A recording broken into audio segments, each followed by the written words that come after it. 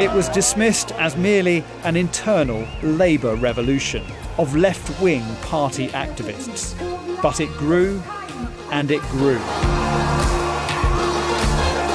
It became a popular uprising. Thank you, Gateshead! Theresa May's snap election pumped oxygen into Corbyn's movement. There is nothing in this manifesto about getting rid of the monarchy, which is another thing you believe in, isn't it? Look, there's nothing in there because we're not going to do it. His backers say this campaign allowed the public to see the real Jeremy Corbyn.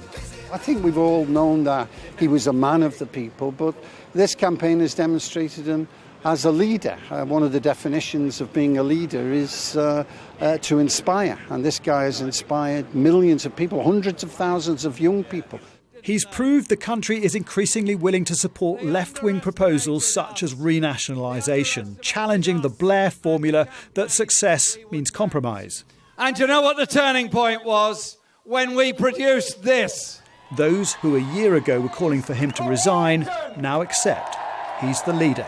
My word, once he'd hit the campaign trail, he was transformed into something completely different. I mean, he had a sort of character explosion. You've also said each day I try and think of ways to undermine Jeremy Corbyn. I did say that, yes. Well, that was a mistake, wasn't it? Well, no, I wasn't alone amongst people who found his performance disappointing. If he'd had your backing, he might have done a lot better. Well, he might have done. Corbyn's success has to be seen in the context of his opposition's shortcomings. But also, Labour outflanked Theresa May on her number one issue. Part of Jeremy Corbyn's success was his ability to appeal to Remain and Leave voters, with a policy on Brexit that was vague enough to appeal to both camps. And this election has undoubtedly strengthened his influence on the EU negotiations. The question is, how does he apply that influence? Tories, Tories, Tories! In Parliament Square, supporters can't be specific, but are optimistic.